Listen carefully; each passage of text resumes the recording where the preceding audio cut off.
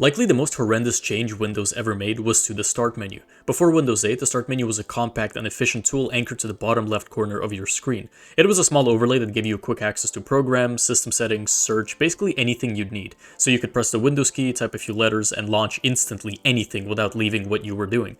It was made obviously with keyboard and mouse in mind, and over time became deeply embedded in how people navigated their computers. Windows 8, however, replaced this entirely with the Start screen, a new full-screen interface built around large, colorful tiles. So instead of appearing as a simple menu, it took over the entire display, effectively pulling users out of their current task and into a separate environment. This new system was based on Microsoft's idea of a modern design, and was primarily designed for touchscreens and tablets, but not desktops. So when users pressed the Windows key, their screen now disappeared, and they just saw giant tiles for some reason.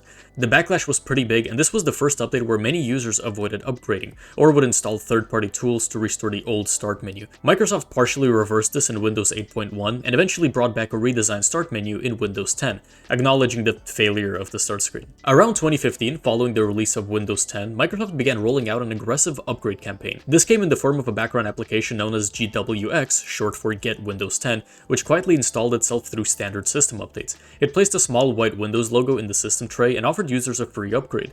But over time, its behavior escalated significantly. Users began experiencing persistent notifications urging them to upgrade, sometimes expanding into full-screen prompts that interrupted whatever you were doing. But more controversially, the interface was quietly changed to keep updating, or in some cases even start updating, if the user closed the window, which you'd expect to stop the update process. At the same time, Windows started pre-scheduling upgrades automatically, often setting installations for overnight without any actual consent from users. Microsoft eventually got sued for this by a small business for 10 grand after an automatic update to Windows 10 broke some of their workflow features. While that money was a massive loss for Microsoft, the actual problem was all the overwhelmingly negative reputation this got, and Microsoft finally backed down with their update prompts. In October 2018, Windows 10 released version 1809, which had a small chance to just delete your files. Imagine waking up to the fact that your files stored in folders like documents, pictures, and videos had completely disappeared after installing the update. The issue didn't affect every user, which made it harder to detect initially. It was tied to a specific configuration known as known folder redirection, where users had relocated default folders like documents to another drive or service such as OneDrive.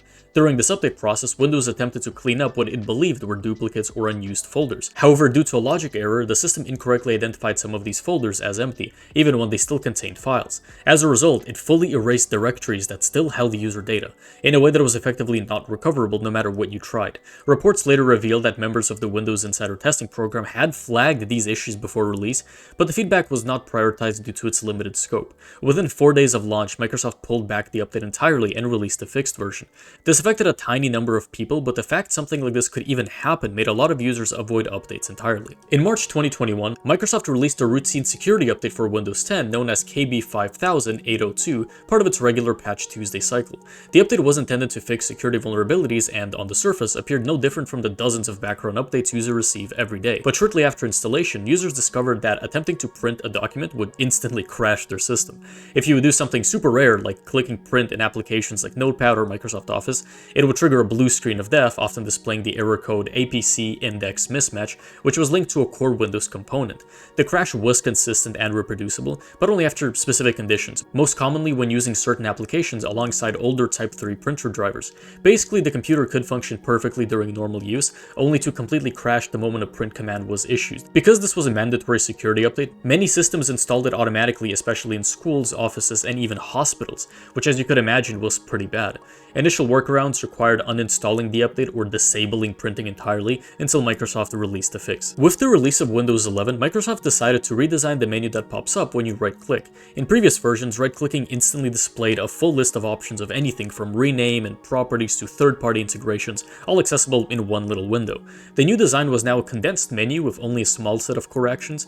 More advanced or less common options are hidden behind the secondary layer called Show More Options. Selecting this opens the more classic full context menu from the earlier versions of Windows. As a result, actions that previously required one click now require two. too.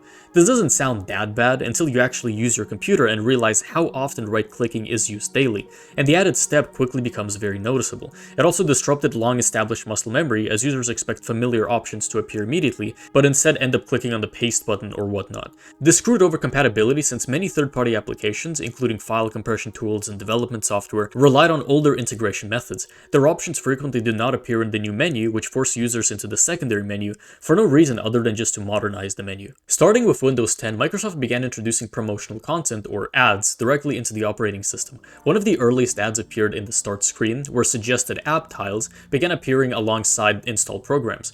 These included titles like games or third-party services, and in some cases they weren't even installed. Clicking them would begin a download. The lock screen also changed with a feature called Windows Spotlight, which displayed tips and suggestions, but alongside occasional promotions for Microsoft services. Similarly, the Action Center began delivering notifications that resembled system alerts, but were essentially prompts encouraging users to try products like Edge or OneDrive.